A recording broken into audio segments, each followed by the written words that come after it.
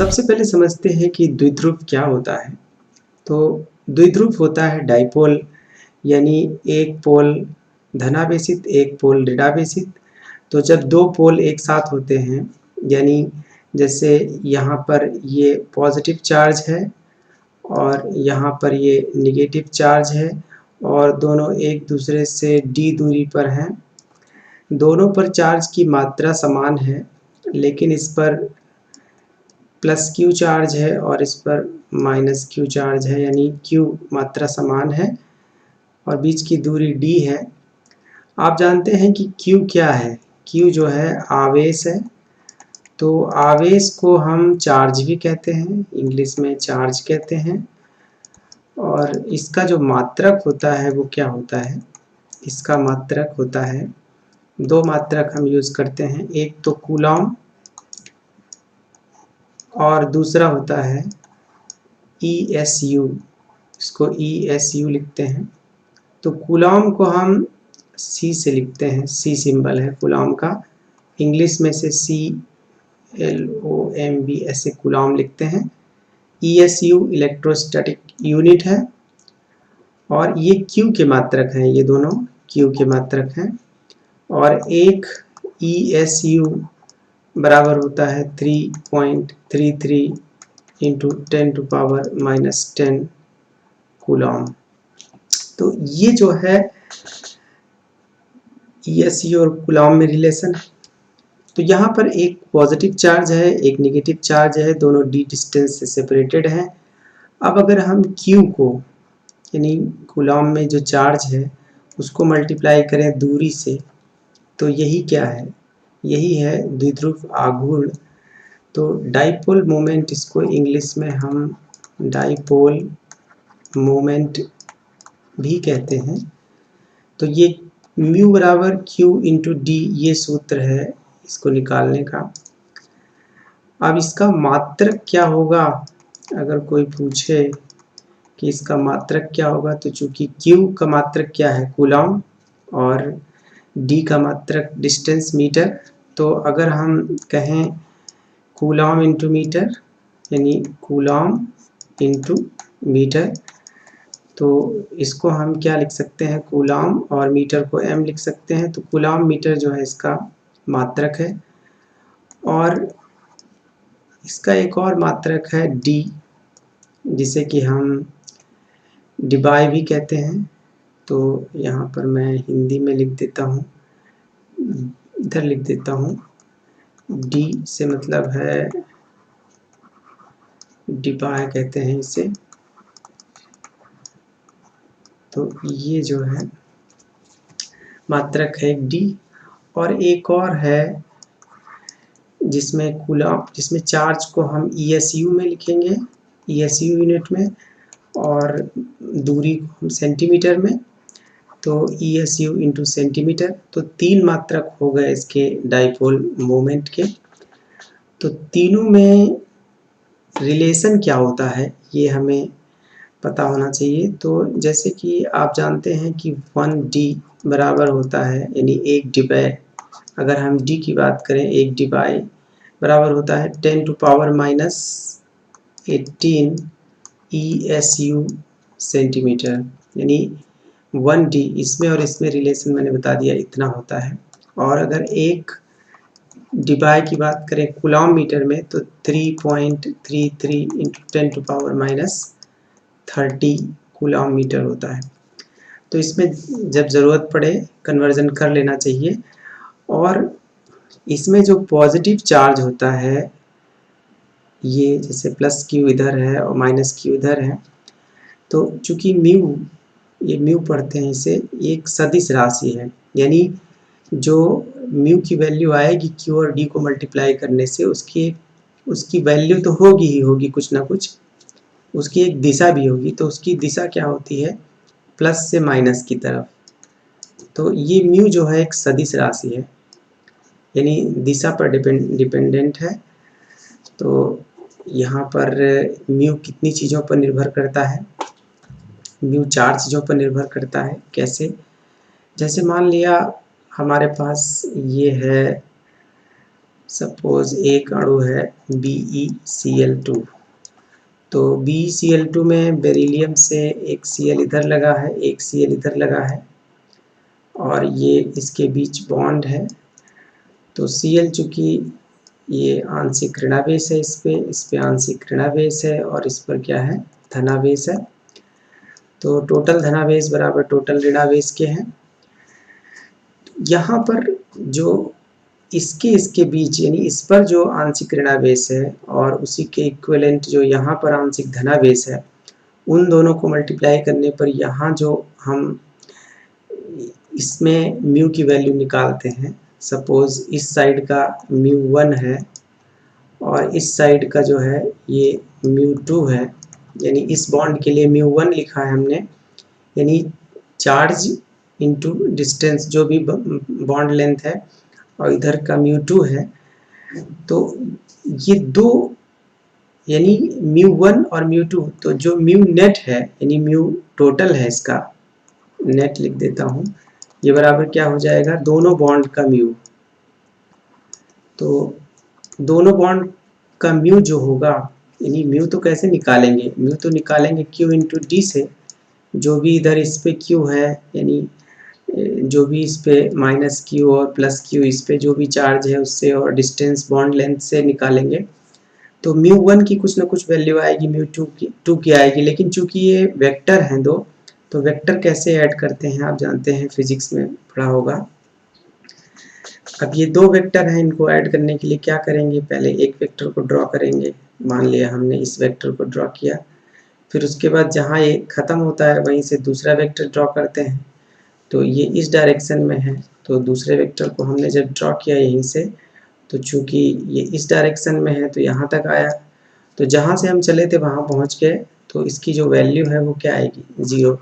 तो इसका net mu क्या है, 0 है BeCl2 का। तो आप देख रहे हैं कि BeCl2 में जो यहाँ पर ये B और Cl यानी ये जो एंगल है ये 180 डिग्री है और ये पूरा एक रेखीय है अणु, तो इसकी वजह से इसका नेट म्यू 0 आ रहा है, क्योंकि दो जो डाइपोल मोमेंट बॉन्ड के अलग अलग हैं उनको निकालने में जो टोटल अणु का डाइपोल मोमेंट आता है वो 0 आता है। तो ये म्यू जो है यानी अणु में जो म्यू है, म्यू मतलब अणु का नेट म्यू, यानी नेट से मतलब है, वो निर्भर करता है Q पर, जो उनके Q के मान है, D पर जो बॉन्ड लेंथ है, और ज्यामिति पर। यानी अभी यही यहाँ एंगल 180 डिग्री ना होता, कुछ और होता, तो नेट म्यू 0 ना आता, कुछ उसकी वैल्यू होती आकृति पर। तो ये नेट म्यू की वैल्यू ऐसे डिपेंड करती है। तो डाइपोल मोमेंट बहुत आसान है, यानी डाइपोल मोमेंट को हमने कैसे निकाला, आवेश और दूरी से, इन दोनों आवेश की मात्रा इंटू दोनों आवेशों के बीच की जो दूरी है, दोनों जो विपरीत आवेश है। तो द्विध्रुव आघूर्ण हमें केमिस्ट्री में क्यों पढ़ना पड़ता है, क्योंकि जो अणु होते हैं उनमें, जैसे अब बात करें हम HCl की, तो HCl में H और Cl के बीच में जो ये दो इलेक्ट्रॉन होते हैं, यानी जिसको हम ऐसे शो करते हैं, एक बॉन्ड का मतलब क्या हुआ, दो इलेक्ट्रॉन। तो यहाँ पर ये जो साझेदारी होती है, यहाँ पर पूरे इलेक्ट्रॉन बना देते हैं। तो यहाँ जो साझेदारी है और HCl के बीच जो बॉन्ड बना हुआ है, ये तो इसमें ये दोनों इलेक्ट्रॉन ज़्यादा किसकी ओर खिसके रहते हैं, Cl की तरफ, क्योंकि ज़्यादा ऋण विद्युती है, तो इस पे आंशिक ऋणावेश, इस पे आंशिक धनावेश। तो HCl को हम कैसे शो करते हैं, ऐसे शो करते हैं, इस पे आंशिक ऋणावेश, इस पे आंशिक धनावेश, सॉरी, इस पे आंशिक धनावेश, इस पे आंशिक ऋणावेश। तो इस तरीके से ये डाइपोल है, और चूंकि इसकी जो मात्रा है, जो भी यहाँ धनावेश है वो यहाँ मात्रा में बराबर है धनावेश ऋणावेश, इसलिए ये डाइपोल है। अगर मात्रा सेम नहीं होगी तो फिर वो डाइपोल नहीं रहेगा, और विपरीत भी है तो उसको हम डाइपोल कह रहे हैं। अब देखते हैं कि द्विध्रुव आघूर्ण का महत्व क्या है, जो डाइपोल मोमेंट है, जो म्यू हम लोगों ने पढ़ा है, उसका इम्पोर्टेंस क्या है। तो बंधों की ध्रुवता ज्ञात करने में, जैसे HCl है या HBr है या HF है, कोई भी अणु ले लें, तो इसमें इसका डाइपोल मोमेंट निकालते हैं तो पता चल जाता है कि ये ध्रुवीय है। यानी जैसे HCl में ये आंशिक ऋणावेश है, आंशिक धनावेश है। कैसे पता चलता है? इसके डाइपोल मोमेंट से, क्योंकि डाइपोल मोमेंट अगर कुछ आ रहा है तो इसका मतलब ज़ीरो नहीं है। तो जैसे HF का डाइपोल मोमेंट अगर कैलकुलेट करते हैं तो कितना आता है 1.94 D डिवाइड, और HCl का कितना आता है, HCl का आता है 1.03 डिवाइड, और HBr का आता है 0.68 डिवाइड। तो ज़्यादा ध्रुवीय कौन है? HF है। यानी H और F के बीच में इस पर आंशिक धनावेश, इस पर आंशिक ऋणावेश, तो इलेक्ट्रॉन ज़्यादा F की तरफ खिसके हैं तो ज़्यादा इस पर ऋणावेश, यानी जो ये मात्रा है, आवेश की मात्रा है, इलेक्ट्रॉन की उपलब्धता F की तरफ है, ये अधिक है।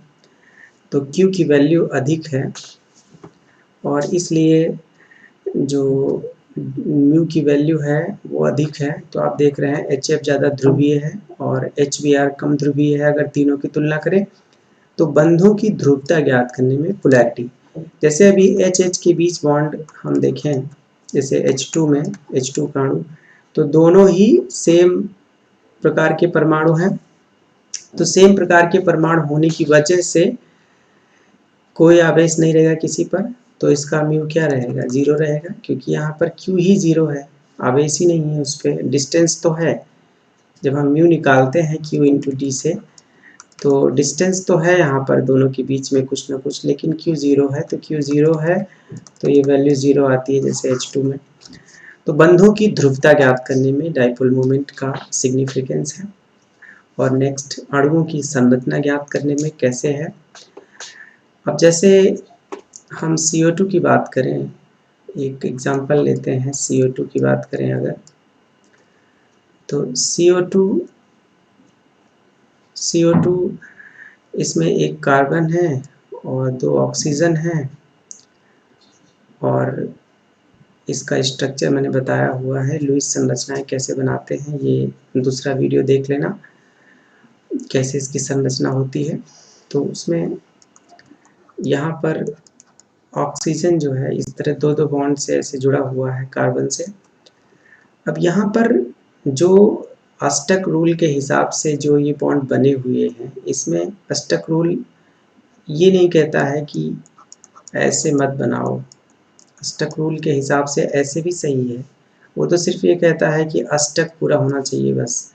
लेकिन जब हम डाइपोल मोमेंट निकालते हैं तो पता चलता है, जैसे ज़्यादा ऋण विद्युती है, इस पे आंशिक ऋणावेश है, इस पे आंशिक ऋणावेश है, इस पे आंशिक धनावेश है, तो इधर का जो डाइपोल मोमेंट है इस साइड का, तो इधर का जो म्यू आता है और इधर का म्यू आता है, यानी दोनों बॉन्ड का म्यू जब हम नेट म्यू निकालते हैं तो चूंकि यहाँ पर डिस्टेंस सेम है, यहाँ पर डिस्टेंस सेम है और Q भी सेम है, तो इस तरीके से दोनों वेक्टर अपोजिट डायरेक्शन में है और इक्वल है, इसलिए इसका नेट म्यू क्या आता है? जीरो आता है।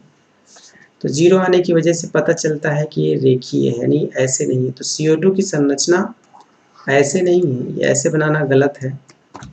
कैसे बनाना है? सीधी रेखा में, यानी यहाँ पर जो एंगल है ये इसके बीच में ये कितना है? 180 डिग्री। तो CO2 को जब भी बनाएंगे आप ऐसे बनाएंगे, क्योंकि इसका जो नेट म्यू है तो ये रेखीय है, यानी ये रेखीय है, ये एक सीधी लाइन में तीनों परमाणु रहते हैं, ये लीनियर इंग्लिश में कहते हैं। तो लीनियर है, ये कैसे पता चला? इसका म्यू निकालने पर, तो म्यू हम निकालते हैं एक्सपेरिमेंटली प्रयोगों द्वारा। तो म्यू अगर जीरो आ रहा है तो इसका मतलब ज़रूर वो कुछ इंडिकेट कर रहा है कि परमाणु उसमें किस प्रकार से व्यवस्थित हैं, क्योंकि ये सदिश योग होता है नेट म्यू। तो CO2 की संरचना, हमने CO2 अणु की संरचना में इसका नेट म्यू का महत्व, अगर नेट म्यू जीरो ना होता तो हम डाउट करते कि इसका कुछ और संरचना हो सकती है। तो और एग्जांपल लेते हैं, जैसे अब H2O की बात करें तो H2O में H2O का जो म्यू है, अब इसमें ये ऋण विद्युती है, आंशिक ऋणावेश, आंशिक धनावेश, आंशिक धनावेश, आंशिक ऋणावेश। तो यहाँ पर जो यानी इधर जो म्यू आएगा जो कैलकुलेट करेंगे, तो वो वेक्टर प्लस से माइनस की तरफ मैंने बताया है उसका डायरेक्शन होता है, और इसका भी डायरेक्शन ऐसे होगा क्योंकि ये बॉन्ड ऐसे है। तो इसका नेट म्यू जो आता है, ऐसा देखा गया है प्रयोगों द्वारा, जो नेट म्यू आता है 1.84 डी आता है डिवाइड। तो इससे पता चलता है कि ये ऑक्सीजन से हाइड्रोजन ऐसे नहीं जुड़ा है, यानी इस तरह से इसको बनाना गलत है। तो H2O का अणु जब भी आप बनाएंगे, कैसे बनाएंगे, ऐसे बनाएंगे, क्योंकि यहाँ पर ये रेखीय नहीं होता है, ये मुड़ा हुआ होता है, इसको हम वी आकार का कहते हैं। तो नेट म्यू से पता चलता है, म्यू जो निकालते हैं तो ध्रुवीय आघूर्ण ये बताता है कि अणु की संरचना क्या हो सकती है, संभावित कुछ उस पर इंडिकेशन करता है। तो बहुत सारे अणुओं पर इसको हम अप्लाई करते हैं। और एक और उपयोग इसका जो हमें देखने को मिलता है वो समपक्ष और विपक्ष की पहचान करने में। जैसे एक हम यौगिक लेते हैं C2H2Cl2, तो इसमें 2 कार्बन हैं, दोनों कार्बन एक दूसरे से डबल बॉन्ड से लगे हैं, और एक एक H है दोनों पे, और एक एक Cl है। तो इसमें सबका अष्टक पूरा है, और ये अणु है, इस अणु को हम ऐसे भी बना सकते हैं जैसे ये है, यहाँ पर H लगाओ, यहाँ पर Cl लगाओ, यहाँ पर H लगाओ, यहाँ Cl। तो आप इसमें देख सकते हैं कि इसमें Cl दोनों सेम साइड है, और इसमें एक Cl यहाँ है, एक Cl यहाँ है। तो यहाँ सेम साइड है तो समपक्ष कहते हैं। ये क्या है, समपक्ष है, और ये क्या है, विपक्ष है। तो जो भी नाम होता है इसका जो भी नाम है उसके नाम के आगे हम समपक्ष लगा देते हैं, क्योंकि कार्बन हाइड्रोजन Cl सब उतने ही हैं, तो इसलिए नाम भी सेम होगा, बस समपक्ष और विपक्ष लगा के, क्योंकि इनके गुणों में कुछ अंतर होता है। तो कैसे पहचानेंगे भाई, ये वास्तव में अगर इस यौगिक को हम देखें तो या तो ठोस द्रव गैस में से कुछ होगा, तो जब हमारे सामने ये आएगा, मान लो द्रव है ये, तो हमको मान लिया पानी जैसा दिख रहा है, तो उसका अणु तो हम देख नहीं पाएंगे, कैसे पता लगाएंगे कि समपक्ष है कि विपक्ष है। तो देखिए यहाँ पर जो विपक्ष है इसमें आप देख रहे हैं कि जैसे ये Cl आंशिक ऋणावेश होगा, इस पे आंशिक धनावेश होगा, तो एक वेक्टर यहाँ ऐसे बनेगा, ये आंशिक ऋणावेश आंशिक धनावेश, एक वेक्टर ऐसे बनेगा। दोनों वेक्टर सेम मैग्नीट्यूड के होंगे, सेम मात्रा में Q होगा, और D भी सेम होगा क्योंकि सेम परमाणु है। तो यहाँ पर जो नेट म्यू आएगा वो क्या आएगा, 0 आएगा। और समपक्ष में चूंकि इधर को ये वेक्टर है, ये आंशिक धनावेश आंशिक ऋणावेश आंशिक धनावेश आंशिक ऋणावेश, तो ये दो वेक्टर दोनों सेम साइड सेम डायरेक्शन में है, तो दोनों का मैग्नीट्यूड है, जुड़ जाएगा। तो इसमें जो नेट म्यू आता है वास्तव में ये 1.89 डी आता है, प्रयोगों द्वारा देखा गया है। तो इससे तो समपक्ष और विपक्ष, अगर हमारे पास मान लिया 2 बीकर हैं और एक में एक लिक्विड रखा है और एक में एक लिक्विड रखा है, तो दोनों द्रव हैं, हमसे कह दिया जाए कि पता लगाओ कौन सा ये वाला है कौन सा ये वाला है, तो उसमें तो पानी जैसा दिख रहा है, कैसे पता लगाएंगे। तो एक्सपेरिमेंट करके हम उसका म्यू निकालेंगे, जिसका म्यू 0 आ जाए वो क्या है, विपक्ष है, और जिसका मान लिया इसका 0 आ गया तो ये इसका मतलब है कि कौन सा है, ये वाला है। तो इस तरह से समपक्ष और विपक्ष की पहचान करते हैं हम डाइपोल मोमेंट निकाल करके अणुओं का। नेक्स्ट इसका उपयोग देखते हैं क्या है, नेक्स्ट महत्व क्या है, बंध में आयनिक प्रतिशत ज्ञात करने में। तो आयनिक प्रतिशत ज्ञात करने के लिए हम क्या करते हैं कि जैसे मान लिया हमारे पास, जैसे नेक्स्ट, बंध में आयनिक प्रतिशत कैसे ज्ञात करते हैं। आयनिक प्रतिशत ज्ञात करने में इसका डाइपोल मोमेंट का यूज है। कैसे, जैसे NaCl है, HCl है, तो आप देखिए इस पर धनावेश, इस पर ऋणावेश, HCl में इस पर सहसंयोजक बंध होता है। तो आप जानते हैं NaCl कैसे बनता है। NaCl में Na के आउटर में 281 है और ये 287 है, तो एक इलेक्ट्रॉन ये इसको दे देता है, तो इस पर धनावेश, इस पर ऋणावेश, तो पूरी तरह से इस पर धनावेश है, इस पर ऋणावेश है, ये आयनिक है, ये यौगिक जो है आयनिक है। लेकिन यहाँ HCl में क्या है, H के बाहरी कक्षा में 1 इलेक्ट्रॉन, Cl के बाहरी कक्षा में 7 इलेक्ट्रॉन, तो ये साझेदारी करता है, क्योंकि यहाँ पर H इलेक्ट्रॉन दे नहीं सकता Na के तरीके से, तो यहाँ पर एक एक इलेक्ट्रॉन की साझेदारी हुई है, इसलिए यहाँ एक बंध बन गया है। तो ये सहसंयोजक बंध है। अब आप और वीडियो देख लीजिए सहसंयोजक बंध वाला। ये HCl में जो ये बंध है, ये कैसा बंध है, संयोजक बंध है, सहसंयोजक बंध है। तो ये यौगिक जो है सहसंयोजक यौगिक है। HCl कोई पूछे कि कैसा यौगिक है, तो सहसंयोजक यौगिक है। लेकिन फिर भी Cl ज़्यादा ऋण विद्युतीय होने की वजह से जो 2 इलेक्ट्रॉन हैं ये थोड़ा Cl की तरफ खिसके रहते हैं, तो Cl की तरफ खिसकने की वजह से इस पर आंशिक धनावेश आता है, इस पर आंशिक ऋणावेश आता है। तो कुछ मात्रा में इसमें आयनिक लक्षण भी आ जाते हैं, यानी आयनिक लक्षण भी कुछ मात्रा में आते हैं। तो कितने प्रतिशत आ जाते हैं, यानी कितने परसेंट, तो किसी यौगिक में कितने परसेंट आयनिक लक्षण है, इसके लिए प्रतिशत जो आयनिक गुण होते हैं उसके लिए एक सूत्र होता है। कैसे निकालते हैं, पहले तो म्यू ऊपर लिखते हैं प्रेक्षित, यानी उसका पहले म्यू निकालते हैं प्रयोगों द्वारा, और नीचे जो है म्यू निकालते हैं सैद्धांतिक। तो सैद्धांतिक और प्रेक्षित में क्या अंतर है जान लीजिए। प्रेक्षित वाला तो सीधे प्रयोगों द्वारा निकाला जाएगा। जैसे अब एग्जाम्पल के तौर पे हम HCl की अगर बात करें, तो HCl का जो म्यू प्रयोगों द्वारा निकलता है, यानी प्रेक्षित जो होता है वो कितना होता है, 1.04 D होता है। तो 1.04 D हम लिख देते हैं यहाँ, D नहीं लिखना चाहिए हमें, मात्रक बाद में लिख देंगे, और इंटू 100। ये हम एग्जाम्पल लेके बात कर रहे हैं HCl की। और सैद्धांतिक कैसे निकलता है, सैद्धांतिक म्यू की जगह क्या लिखेंगे, Q इंटू डी। तो Q इंटू डी किसके लिए, HCl के लिए।